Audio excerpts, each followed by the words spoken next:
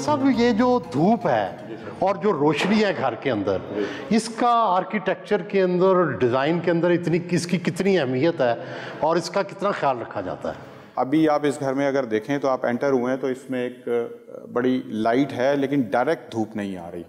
सो ये south facing घर है और हमने अपनी विंडोज़ की डायरेक्शन को चेंज किया हुआ है। लाइट बहुत ज़्यादा है, व्यू है। इवन एंट्रेंस पे अगर आप देखें तो ये आपके लेफ़्ट साइड के ऊपर विंडो है हमारी और ये राइट पे सॉलिड वॉल है और इसमें बहुत ज़्यादा लाइट बेसिकली नहीं है। आपके पैशियों में भी ग्रीनरी नज़र आ रही है। ये सर ज़ेन गार्डन कॉन्सेप्ट है। ज़ेन गार्डन क्या होता है, समझाएं? सर थोड़ा जापानीज स्टाइल है। अगर आप इसमें देखें तो बहुत ज़्यादा नीचे प्लांट्स नहीं है, जस्ट ये वर्टिकल हमने 3 प्लांट्स लगाए हैं और नीचे हमने छोटे छोटे प्लांट्स लगा के तो उसको क्रिएट किया हुआ। जी सर, इसमें पूरे घर के अंदर हमने मेनली बहुत ज़्यादा कलर्स यूज़ किए हुए। एक हमारा मार्बल है, दूसरा हमारा ट्रेवर्टीन है और तीसरा हमारा वॉल्स का कलर है। इसके अलावा कोई कलर हमने यूज़ नहीं किया इस घर में। बाथरूम्स भी अगर आप देखें, बल्कि एक बड़ा खूबसूरत हमारा लोकल सर मार्बल आता है, ग्रीन ऑनेक्स। अगर आप देखें सामने ये पाउडर रूम है, ब्यूटीफुल मार्बल सर। ये मतलब एक तरह से मोतियों वाला मार्बल है। हमारे यहाँ इसको लोग इतना उस तरीके से। ये कितना महंगा है जी? ये सर बहुत एक्सपेंसिव नहीं है क्योंकि लोकल प्रोडक्ट है, लेकिन इसकी लुक अगर आप देखें तो बहुत रिच है इसकी लुक ना। स्लैब हमने बड़े यूज़ किए हैं। थोड़ा इसको बैकलाइट करें तो ये और ज़्यादा खूबसूरत आता है। पीछे से अगर देखें तो बैकलाइट पोर्शन होगा इसमें। आपने जो दरवाज़ों के लिए और खिड़कियों के लिए लकड़ी का जो इस्तेमाल किया है, इस पर कोई कलर नहीं है, इसकी क्या वजह है? बेसिकली अमेरिकन मैपल वुड है ये, तो इसका नेचुरल कलर ये होता है। बेसिकली हमने इसको मेनली स्टेन नहीं दिया हुआ, ये नेचुरल इसकी फील रखी है। अच्छा, यहाँ पे गर्मी रोकने के लिए, सर्दी रोकने के लिए आपने क्या किया है? इस घर में स्पेशली विंडोज़ जो हैं वो सारी डबल ग्लेज हैं और एयर कंडीशनिंग ऑफ कोर्स हमने प्रॉपर उसके अकॉर्डिंगली की है, जो इसको कूलिंग में और हीटिंग में मैनेज कर सके। और यहाँ पंखे नहीं हैं, शैंडलियर नहीं है, क्या अब इनका रिवाज नहीं रहा? सर रिवाज काफ़ी कम होता जा रहा है शैंडलियर्स का। बेसिकली फ़ैन्स भी ऑलरेडी जब एयर कंडीशनिंग है तो फैंस की भी ज़रूरत नहीं रहती। और अभी आप देखें तो हमने सीलिंग के अंदर सारे फैंस जो एसी लगाए हुए हैं वो सारे सीलिंग में हैं।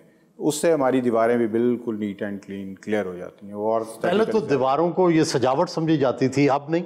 अब सर नहीं, जिन लोगों को भी बहुत लेस इज़ मोर वाला कॉन्सेप्ट पसंद है, उनके लिए फिर इस तरह की चीज़ें नहीं है। फर्नीचर में फिर क्या, उसमें भी नेचुरल मटेरियल होने चाहिए? फर्नीचर को किस तरह का होना चाहिए?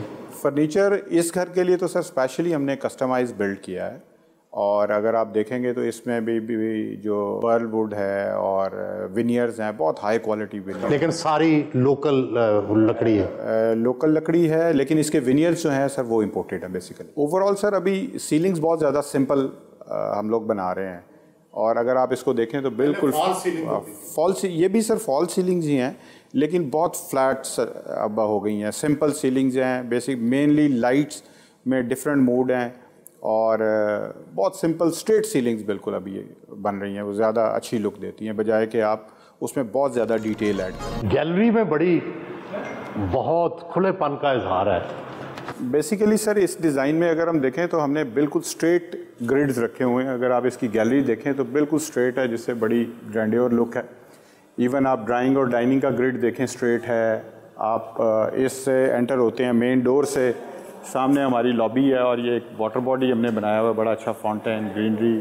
तो स्ट्रेट ग्रिड के अंदर जो लुक आती है ना सर, वो बहुत एक्स्ट्रा ऑर्डनरी घर की स्पेस को। कुदरत तो बड़ी रंगीन है, सुर्ख रंग है, सब्ज रंग है, और पता नहीं कितने के मछलियाँ देखें, आप जानवर देखें, कुदरत के नज़ारे देखें, कितने रंग हैं। तो वो रंग नहीं आने चाहिए घर में? सर रंग इसमें अभी, क्योंकि अभी ये प्रोजेक्ट कंप्लीट हो रहा है तो इसमें रंग ऐड होने हैं। हम इसमें पेंटिंग्स ऐड हो रही हैं जिसमें कलर्स ऐड होंगे। तो कलर्स के बगैर तो सर लाइफ होती नहीं है, तो वो ऐड होंगे, लेकिन वो जो भी उनका जितना यूजेज है वो रिक्वायर्ड है उसी हिसाब से हमने उसको मैनेज करना है इंशाल्लाह।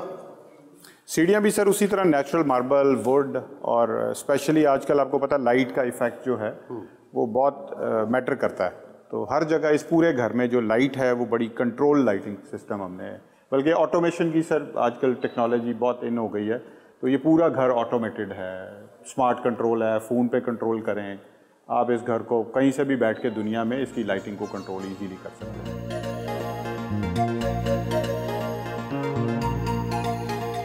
ये बाथरूम बड़े से बड़े होते जा रहे हैं, इसमें क्या लग्जरी है, क्या लोगों को क्या इसमें क्या अट्रैक्शन है? सर इस पर मेनली तो आप देख रहे हैं कि इसमें हमने सारा नेचुरल मार्बल है, लाइट इफ़ेक्ट्स बहुत अच्छे हैं, और लग्जरी के लिए हमने इस पर स्पेशली आप देखें तो गोल्ड प्लेटेड प्रोडक्ट्स यूज़ हुई हैं, जो एक और लेवल पे लग्जरी को ले जाता है गोल्ड प्लेटेड। और बाथरूम, बड़े बाथरूम आजकल इन है सर, लोगों को पसंद आते हैं लग्जरी। और ये टेबल क्या, इसका क्या मकसद है? ये सर इसमें ज्वेलरी आइटम्स हैं या सेंटर एक बन जाता है इसमें, और बैठने की जगह आप बैठ के अपना ड्रेसिंग कर सकते हैं, कोई और चीज़ें रख के देख सकते हैं। तो ये सेंटर आइलैंड आजकल काफ़ी बाथरूम वॉकिंग क्लोजेट्स में भी। अब घरों में लिफ्ट एक लग्जरी भी है, ज़रूरत भी है, क्योंकि सीढ़ियाँ चढ़ना बड़ा मुश्किल है, लेकिन लिफ्ट महंगी बड़ी है। अब इसका क्या इलाज करें? तकरीबन हर घर में सर लिफ्ट लग रही है, लेकिन पाकिस्तान में अच्छे कॉस्ट इफेक्टिव सोल्यूशन अवेलेबल है। ऐसा नहीं है कि बहुत एक्सपेंसिव, वो एक मिथ बनी हुई है। जैसे हमारे यहाँ मोस्टली बेसमेंट लोग कहते हैं बहुत एक्सपेंसिव है, पर मैं कहता हूँ नहीं एक्सपेंसिव है, सिर्फ ग्रे में थोड़ा सा एक्सपेंसिव है और फिनिश स्टैंडर्ड तो सेम होता है। तो लिफ्ट भी इसी तरह, लिफ्ट वो ठीक है, बहुत हाई एंड भी अवेलेबल है, लेकिन रिजनेबली अगर आप लिफ्ट लें तो 20-25 लाख रुपए की सर इजीली अच्छी लिफ्ट मिल जाती है आपको। और अगर इम्पोर्टेड लें तो फिर? इम्पोर्टेड लें तो सर वो फिर तकरीबन 1 करोड़ रुपए तक चली जाती है। इतना फ़र्क है? इतना फ़र्क तो यहाँ अभी कोई लिफ्ट नहीं बनती पाकिस्तान में? बन रही है सर, मैन्युफैक्चर नहीं हो रही, लेकिन यहाँ लोकली असेंबल लोग करते हैं उसको, पार्ट्स ला के, वो भी अच्छी, जो अच्छी कंपनीज कुछ काम कर रही हैं, अच्छी लिफ्ट।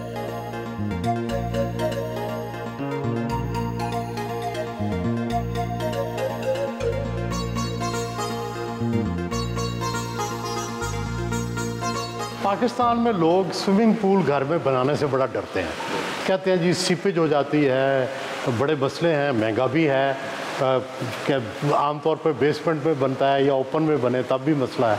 तो आपने क्या सोल्यूशन निकाला इसका?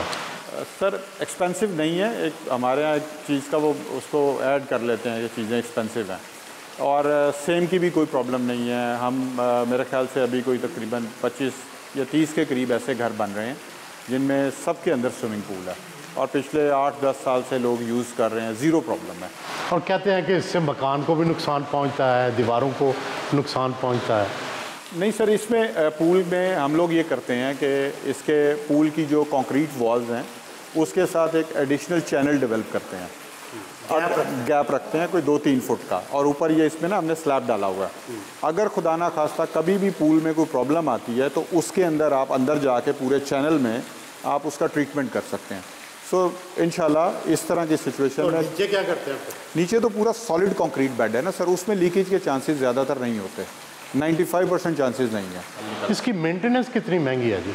कोई ख़ास नहीं है, फिल्ट्रेशन प्लांट चलता रहता है कॉन्टीन्यूसली और पानी को फ़िल्टर करता रहता है, और बंदा आता है हफ्ते बाद, एक नॉमिनल से चार्जेज़ हैं, अगर ठीक तरीके से बना हो तो मेंटेनेंस। यहाँ कौन सी टाइल यूज़ हुई है? ये सर बेसिकली टाइल नहीं है, वुडन बैम्बू फ्लोरिंग है। ये पूल डेक के ऊपर बड़ी नॉर्मली फेमस होती है ताकि ये एक एंटी स्लिप एरिया रहे। पूल में आपको पता है ये सारा वेट एरिया है, खराब नहीं होती? नहीं, ये वाटर रेजिस्टेंस है। इस बेसमेंट में तो इतनी रोशनी है, ये बेसमेंट तो लग ही नहीं रहा। सर मेनली तो यही आर्किटेक्ट का कमाल है कि वो डिज़ाइन प्रोजेक्ट को इस तरीके से करे। अब हम जितने भी बेसमेंट बना रहे हैं उसमें आपको यही फील आएगी कि आप ग्राउंड फ्लोर के ऊपर हैं।